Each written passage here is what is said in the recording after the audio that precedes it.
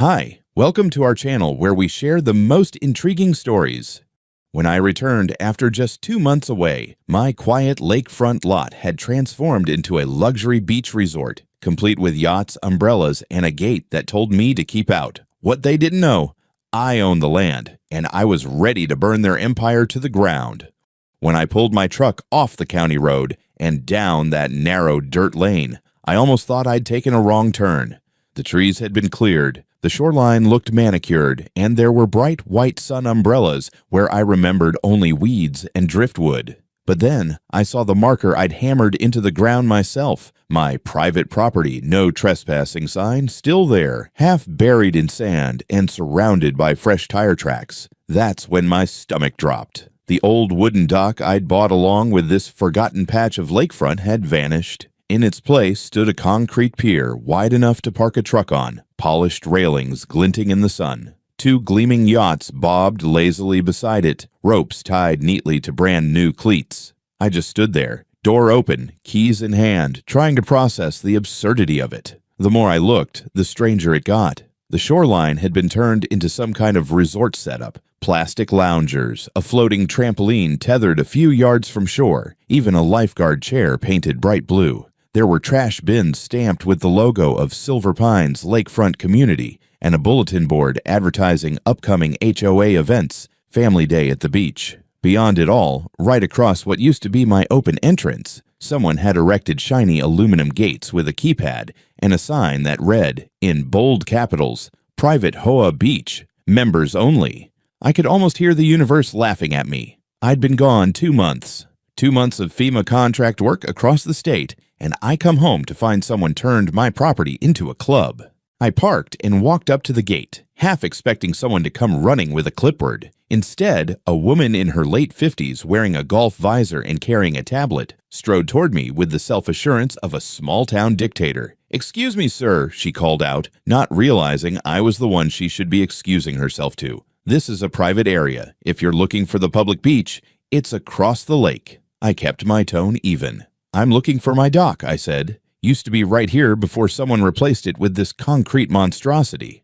Her smile froze just for a second. "Oh," she said, "you must be Mr. Hargreave, Marilyn Shore, president of the Silver Pines HOA. We've been meaning to contact you. You weren't maintaining this property, and it posed a safety risk. The association took the initiative to rehabilitate it."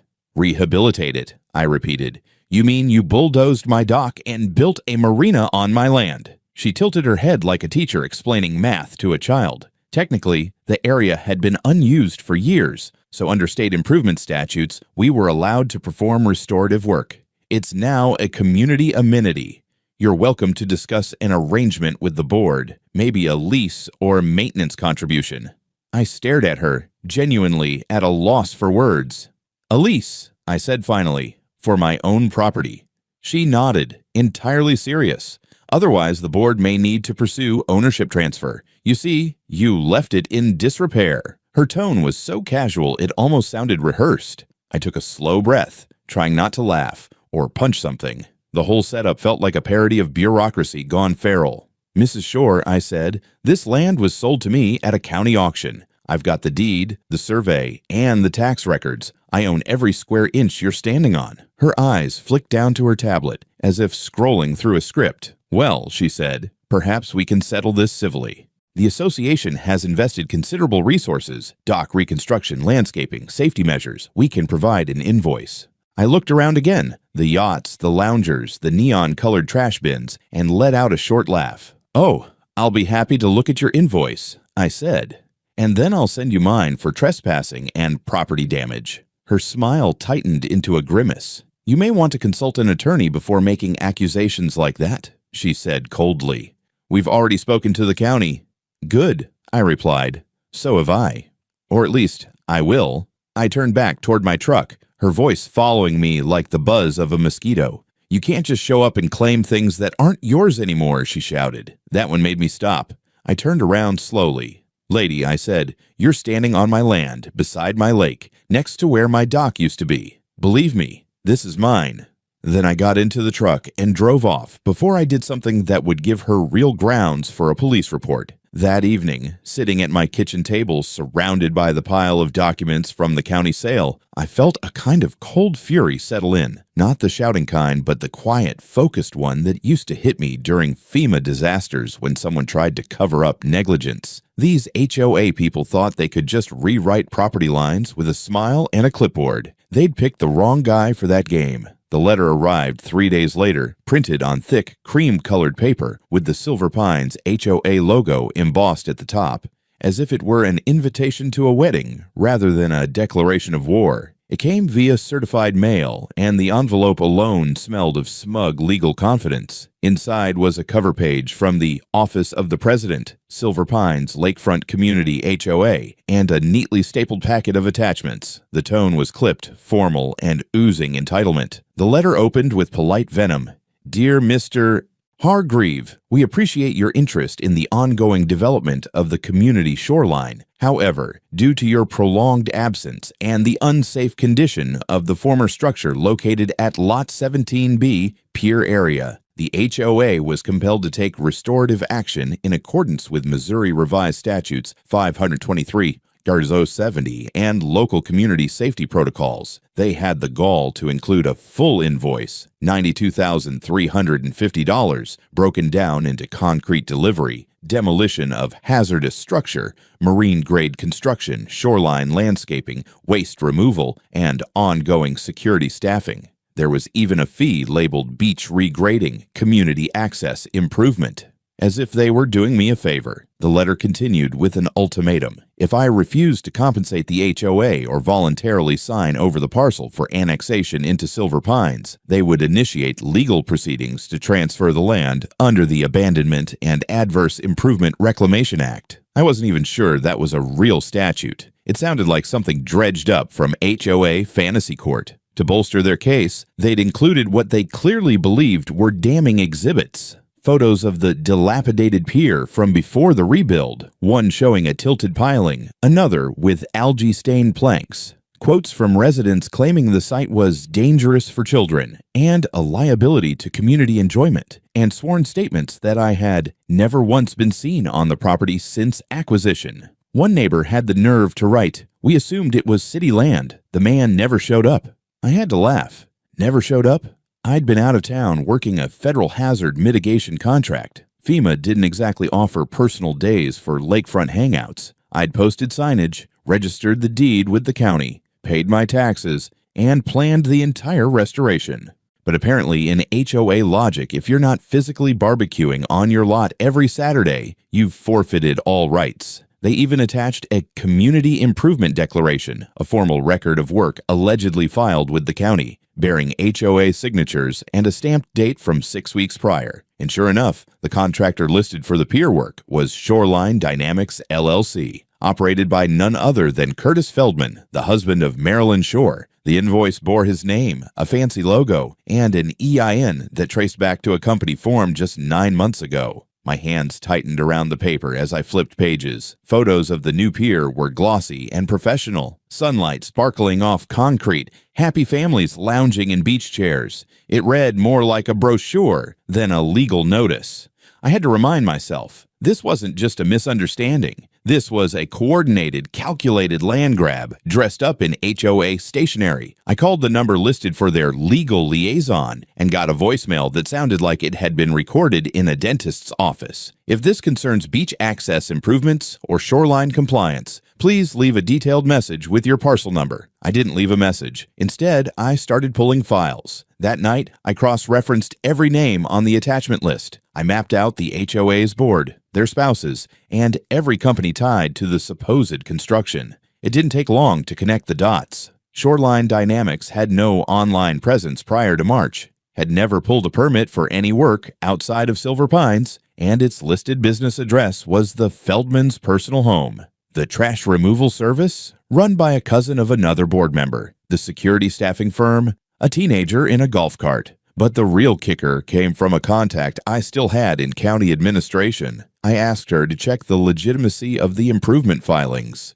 A few minutes later, she sent back a scan of the original document, the one HOA claimed they filed with the city. Only problem? The signature on the owner's consent line was dated before I even purchased the property, And the name on the signature line? Not mine. It was blank. Just a scribbled dash. They'd filed the entire thing as if the land was unclaimed municipal frontage. I stared at the scan, heat crawling up my neck. They'd forged a document, used it to get permits, spent tens of thousands of dollars, much of it apparently from HOA dues, and now had the nerve to demand reimbursement or threaten a property grab. I wasn't just dealing with entitled neighbors anymore. This was coordinated fraud, wrapped in a country club smile. I closed my laptop and sat back in the chair, cracking my knuckles one by one. My name was still on that deed. The county had no record of any easement, annexation, or shared ownership. That land was mine, and if Marilyn Shore thought she could file her way into stealing it, she had no idea who she was messing with. By sunrise the next morning, my kitchen table looked like a cross between a war room and a conspiracy theorist's office. Aerial maps, printed emails, satellite screenshots from Google Earth, and annotated invoices were strewn everywhere. I hadn't slept. The only thing keeping me upright was a pot of coffee thick enough to strip paint. I was angry, but I wasn't just angry. I was methodical, and I was going to peel this HOA lie down to the bedrock. The first thing I did was pull the original property boundaries and overlay them against the plat maps for Silver Pines. I'd done this before when I bought the land, but now I needed it airtight. The HOA's development stopped 20 yards short of the lake. No legal access, no shared rights of way, no lakefront easement. My land formed a barrier between the water and every pastel-colored McMansion they had built on that side of the road. Then I went further. I used Google Earth's historical imagery tool to pull satellite photos going back over 15 years. The old pier was there in every single frame. Weathered? Sure. Tilting? Maybe. But it was standing. And, most importantly, not once in any photo was there a path, gate, or boardwalk connecting it to the HOA community. Not a single footprint in the sand. They weren't using it, they weren't maintaining it, and they sure as hell weren't entitled to it. I exported all the images, stitched together a visual timeline, and saved it to a flash drive labeled Exhibit A, HOA Delusions of Grandeur. Next, I went to the county recorder's office. I wasn't subtle about it either. I walked in with my file box like I was delivering a lawsuit, nodded to the clerk, and asked to review every permit and request tied to the Silver Pines HOA or Shoreline Dynamics LLC within the last 12 months. It took less than an hour to find what I needed. Permit application Havrinard 22 on site 847 listed the project site as Community Improvement Zone Parcel Unassigned and included a checkbox marked Public Land, no owner consent required. The site map matched my property exactly, down to the curve in the shoreline. Whoever submitted the form had listed the parcel as unclaimed, and someone at the permit office had rubber-stamped it without verifying ownership. I photographed the form with my phone, highlighting the missing consent section. The owner's signature was a slash, a single dash, no name, no authorization, just an open door to criminal trespass disguised as civic engagement. After that, I drove across town to the municipal assessor's office and requested a parcel activity history. There it was again, no taxes paid on improvements, no record of sale. But now, thanks to the HOA's construction, the parcel was flagged for reassessment due to value increase. They were literally upgrading my taxes while trying to steal the land. The gall of it made my hands shake. Later that afternoon, I returned to the site. This time, I parked down the road and walked in on foot, cutting through the wooded edge of my own lot like a trespasser. I wanted to see it up close, quietly. I wore a faded ball cap and kept my camera ready. From behind a cluster of pines, I watched two HOA workers rake the sand near the waterline. One of them was digging post holes, probably for umbrellas or signage. Nearby, a young guy in a red polo shirt was walking a dog off leash while sipping a smoothie. It was then I noticed something new, a lockbox with a keypad, bolted to the gate, and a laminated schedule stapled to the fence. Beach access rotation, units 120. Main wed fry, units 2140 to through sat.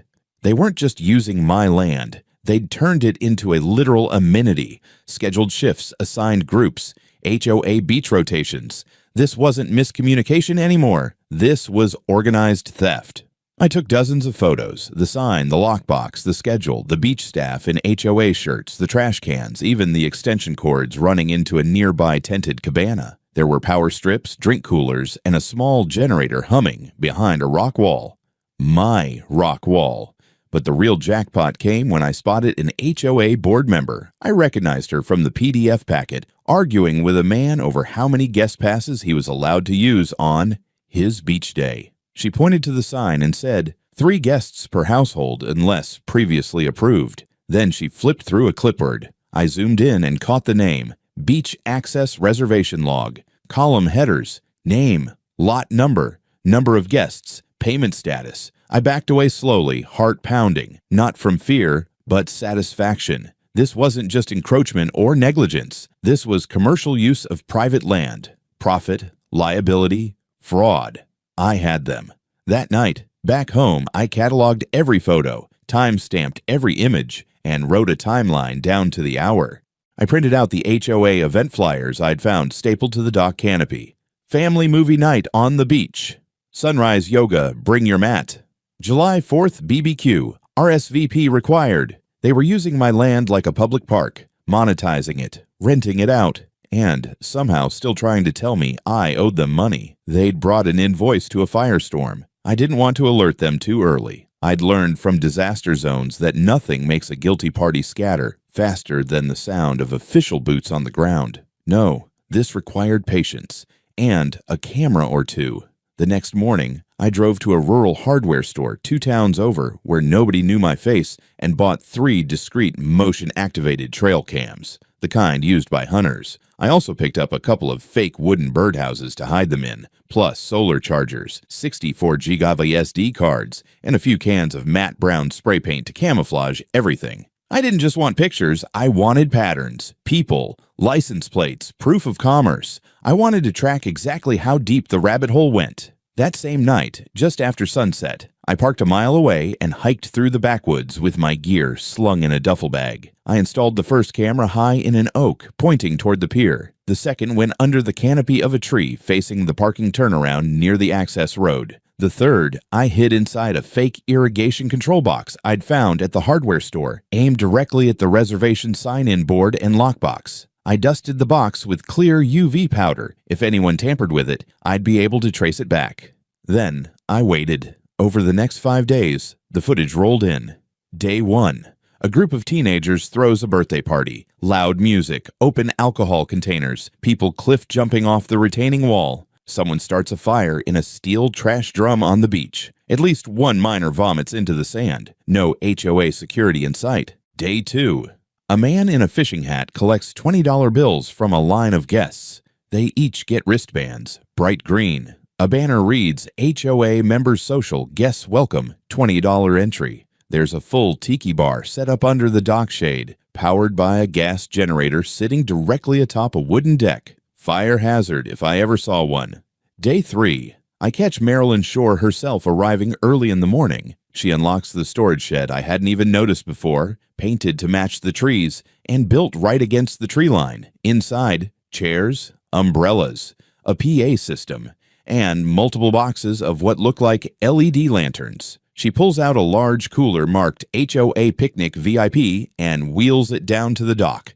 Day 4. A contractor in a white pickup truck unloads a propane tank and a metal drum smoker. He sets it up on my sand, hooks up lights, and hammers in tent stakes. Another HOA member starts assembling a makeshift DJ booth using my picnic table as a base. They test speakers for over an hour. Day 5. 2 teenagers climb over the side fence, giggling and swigging something from a bottle wrapped in a brown bag. They drag a folding lounge chair down to the water. 10 minutes later, they're joined by a third, who lights a cigarette and proceeds to spray paint their initials on the side of my retaining wall. By the end of the week, my cameras had captured 22 distinct vehicles, 4 events with paid entry, and multiple members of the HOA board coordinating logistics, including a QR code payment station linked to a cash transfer app. I ran the code. It led to an account titled Silver Pines Events Fund. This wasn't a community space. This was a private club. On my land. The next escalation came when I found a laminated notice zip-tied to my own fence post.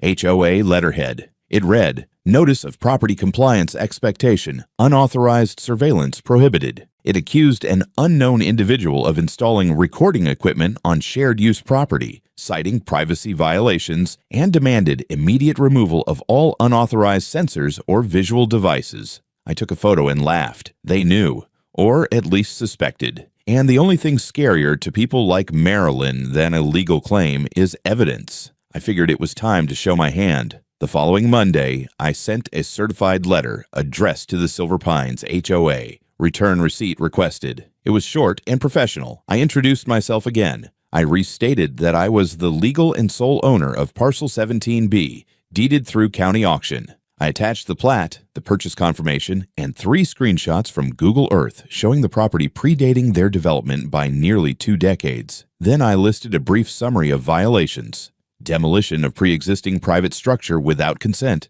construction of unauthorized infrastructure on private land, commercial use of private land for profit, public events conducted without permits or insurance, tampering with private property signage, threatening communications intended to deter surveillance on owned land. At the bottom, I wrote a simple line: "This is your formal notification of trespass and unlawful use. All activities must cease immediately. A full claim for damages and criminal referral is under review."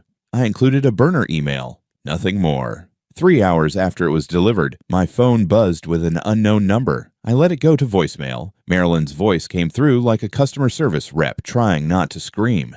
"Mr. Hargreave, this is Marilyn Shore. I just received your correspondence. I'd appreciate a chance to discuss this in person. We're very interested in resolving this amicably. I believe there may be some misunderstandings that..." Delete. She wanted negotiation. She wanted to know how much I'd settle for, how little she could offer to avoid the reckoning. But I didn't want her money. I wanted her empire to burn. I gave it 4 more days. I wanted to see if my warning letter had any real effect. Spoiler, it didn't. If anything, they doubled down. The next Saturday, I returned to the property just after sunrise and found a new addition. 2 men in yellow vests standing near the gate, arms crossed, with HOA security printed on their backs in black block letters. One of them was sipping coffee out of a silver thermos, like he'd been stationed at a military checkpoint. The old padlock had been swapped out for a heavy-duty combo lock, freshly bolted to the new gate. A printed sign hung below it: "Beach closed for private event. Entry by HOA pass only." I didn't even bother trying to reason with them. Instead, I parked down the road, walked around the tree line, and cut through a side path I had marked earlier in GPS.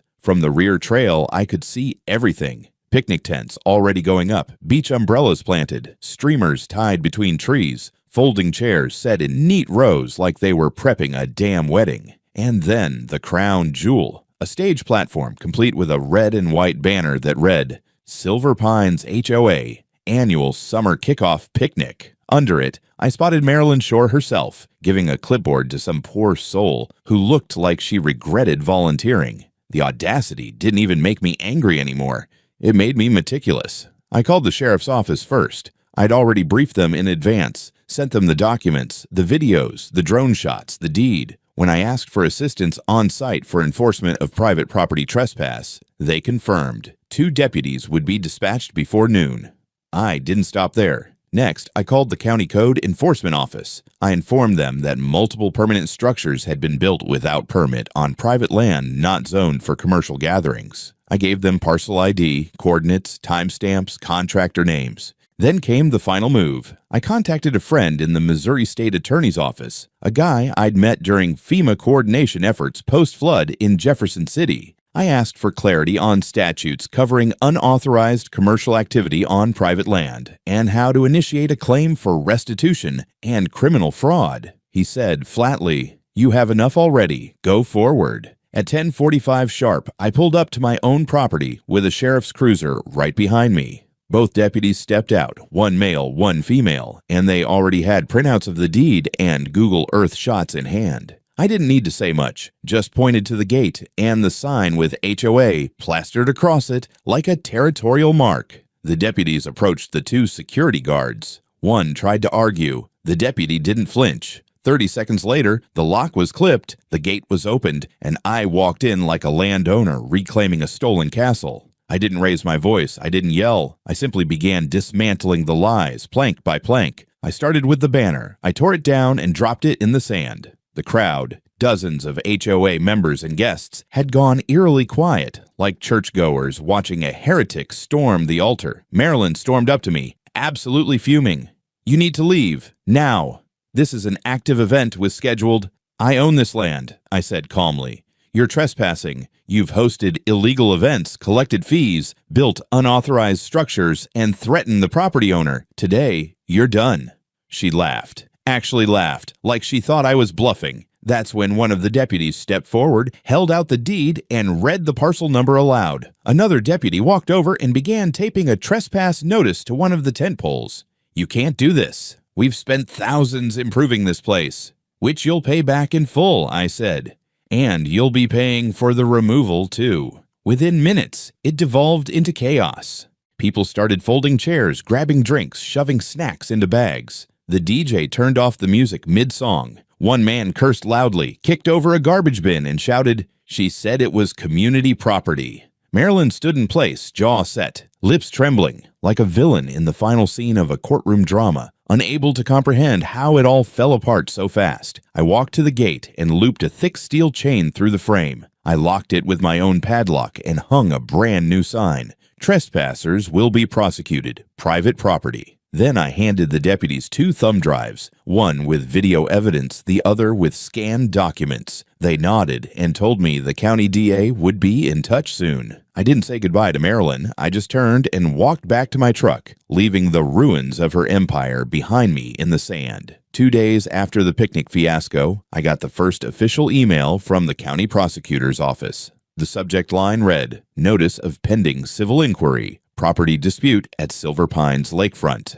I opened it and smiled. It wasn't just a formality. It was the beginning of the end for Marilyn Shore. By now, I'd filed a formal civil suit. Unlawful encroachment, illegal commercial use, property damage, fraudulent appropriation of land, and defamation. And I wasn't bluffing on any of them. With the drives I'd given the deputies, the county now had enough visual, testimonial, and physical evidence to crack open a full investigation. But I wasn't done, not even close. I hired an independent forensic contractor to assess the so-called improvements HOA had made. The concrete pier, poured without soil testing, no rebar reinforcement, and cracked on the underside. The cabanas, flimsy prefab units screwed into sand. The wiring for the generator, illegal and wildly unsafe. No permit, no inspection, and one rainstorm away from electrocuting a swimmer. I had it all documented in a professional engineering report with photographs and footnotes. While that was brewing, I went digging into public contractor records and procurement databases.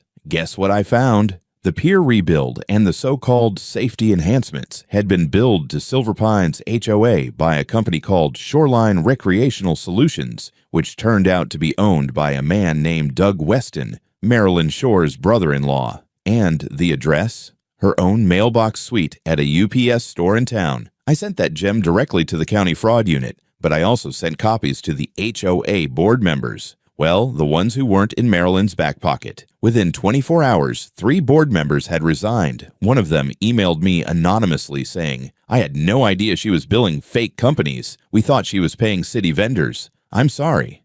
The HOA tried damage control. Badly. First, they circulated a letter around the neighborhood claiming I had used intimidation and threats to dismantle a community benefit installation. They called the sheriff's intervention unwarranted and hostile. They blamed me for creating legal jeopardy for our residents and claimed I was seeking personal revenge due to a misunderstanding over property rights. I responded by publishing a public notice in the local paper with full legal parcel documents and side-by-side aerial images showing the HOA's total absence from the lakeshore. I quoted county code. I quoted federal FEMA land classifications for abandoned infrastructure. I quoted the Missouri Easement and Adverse Possession Act. Then I got a call I didn't expect from a lawyer representing several HOA residents. Not the board, the homeowners themselves. They wanted to know if I would testify in a suit they were planning to file against Marilyn Shore personally, citing misappropriation of dues, falsified records, and putting the entire HOA in legal risk without proper votes.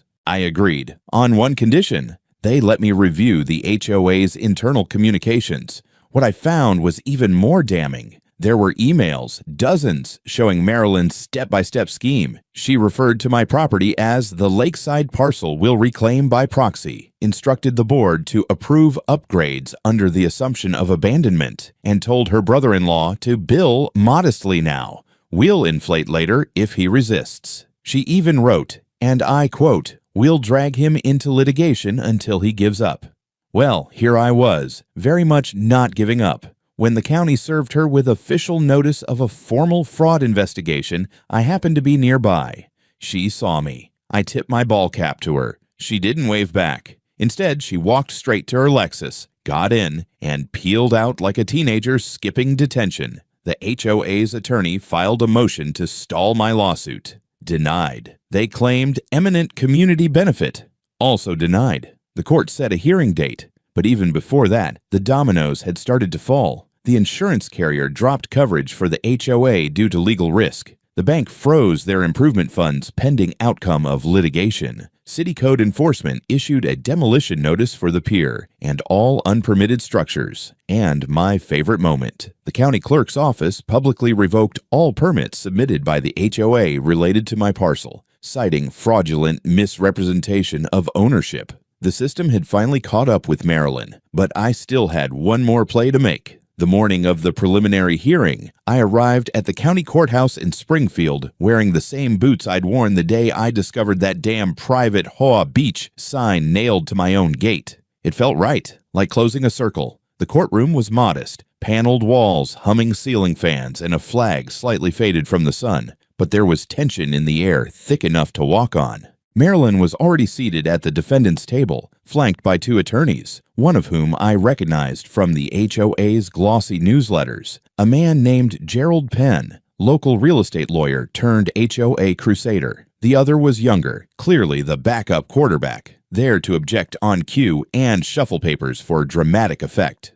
My lawyer, a sharp, composed woman named Andrea Flores, had a briefcase full of affidavits, photos, maps, and one giant binder labeled Evidence, Unauthorized Use and Fraud. We didn't come to negotiate. We came to burn bridges, the illegal ones they poured in concrete across my shoreline. Judge Wilkes, an old Navy man with a crew cut and the patience of a hammer, opened the session. Maryland's side tried to argue for dismissal, claiming civil confusion and ongoing negotiations. Andrea politely shredded that by walking through the deed history, tax payments, property lines, and satellite records. She spoke with precision while I watched Marilyn fidget, eyes darting every time Andrea referenced documented deception or intentional misappropriation. Then the bomb dropped. Andrea introduced an audio clip, obtained through legal subpoena from a board member's phone. In it, Marilyn's voice was crystal clear. He hasn't been there in months. If we clean it up and throw a few permits at the county, no one will ask questions.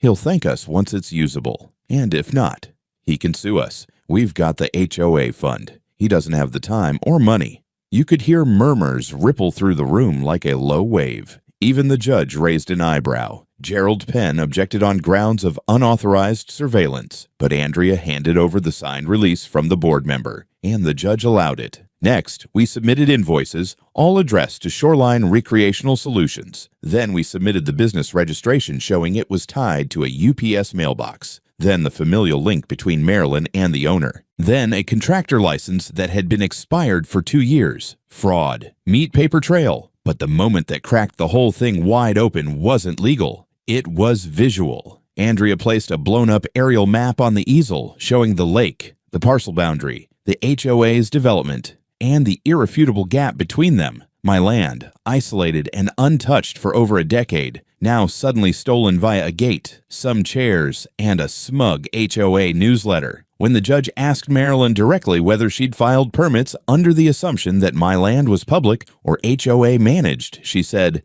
"I believed it was for the good of the community. The property was unused and in poor condition." To which the judge replied, "Belief is not a substitute for ownership, Mrs. Shore, nor is convenience a legal justification." He ordered an injunction effective immediately. All HOA activity on my parcel to cease. No one from Silver Pines to enter the property under any pretext, and all improvements to be preserved as is pending full review and potential restitution. But the real kicker came an hour later when I got a call from a local reporter. Apparently, someone leaked the hearing transcript and evidence. The story hit the evening news. HOA president under investigation for land grab and fraud, residents furious. By the time I drove home, my inbox had exploded with messages, some supportive, others angry, a few apologetic. One from an HOA resident read, "We had no idea. Thank you for standing up to her. If you need us to testify, we will." It wasn't over, but the tide had turned. The next morning, I visited the property. The beach was deserted. The boats were gone. The cabanas empty. A sign flapped in the wind. Someone had scribbled, "We're sorry," over the HOA logo with a Sharpie. I stood on the shore where it all began, my boots crunching over the gravel, and looked at the concrete pier. I knew exactly what I was going to do with it. But first, I wanted every last screw and slab removed, on their dime. The demolition crew arrived just before dawn, a local outfit I contracted after getting the green light from the judge. I made sure the paperwork was airtight, permits squared away, environmental impact survey filed. I wasn't going to give Marilyn or her ghost attorneys a single foothold to delay the inevitable. I stood at the edge of my property, arms crossed, coffee in hand, watching the first bite of the excavator's claw sink into the concrete slab that had become the HOA's pride and joy. A sound like cracking bone echoed across the lake. Poetic. They'd poured that pier without permission, without a shred of legal right, and now they'd pay, literally, to undo it. The terms of the ruling were explicit. Silver Pines HOA was to finance full removal of all unauthorized infrastructure, pier, decking, anchors, signage, lockers, security posts, trash bins, even the portable restroom trailer they thought no one would notice. They were also ordered to fund ecological restoration of the shoreline and pay damages for unauthorized commercial activity, trespass, and property devaluation. Total judgment, $158,000. By noon, the job site looked like a war zone. Shattered concrete in piles, splintered lumber, upturned sun chairs. A crew of HOA board members, forced by court order to be present for documented accountability, stood nearby, silent and miserable. Marilyn wasn't among them. She'd been arrested the day prior for perjury and misuse of HOA funds. Apparently, she'd been billing HOA residents for legal services related to my property fight for months without their consent. Word of her arrest spread fast. Residents began demanding a full audit. A recall vote was already in motion. I heard one guy mutter, "We just wanted a dock for the kids. We didn't sign up for this." I didn't reply, just nodded and kept my focus on the rubble. That afternoon, I walked the entire length of my property, taking mental inventory of what had changed. Not just the land, but the silence. No music blaring, no HOA patrols cruising past on rented ATVs, no trespassers in sun hats yelling at me to get off their beach. Just bird song, wind through reeds, and the slow reemergence of a place finally returning to its rightful state. A few days later, I received a letter from the County Historical Board. They'd seen media coverage of the court case and wanted to talk about preserving the original pier. Apparently, it dated back to the 1940s and qualified for local heritage status. I agreed to meet them, but made one thing clear. This would remain private land. No public access, no easements, no partnerships with Silver Pines. Ever. I got to work restoring the old wooden dock myself. Hand scraping every beam, replacing planks one by one, keeping the original frame intact where possible. I repainted the boathouse, cleaned out decades of raccoon nests, installed solar lighting and a small weather station. I even built a modest sign at the entrance, in walnut with brass inlay, just to make sure there were no future misunderstandings. It read, "Hargreaves Landing, private property not your hoe's backyard." One afternoon, as I sat at the end of the dock with my dog, Huck curled at my feet, I watched the sun set over the water. There were no fences, no gates, no beach umbrellas, just the lake, my land, and peace. The kind you earn, not the kind someone grants you if you're obedient enough. I thought back to everything they tried to do. The arrogance, the fake invoices, the threats, the forged permits, the smug looks, the goddamn water trampoline. All of it was gone now.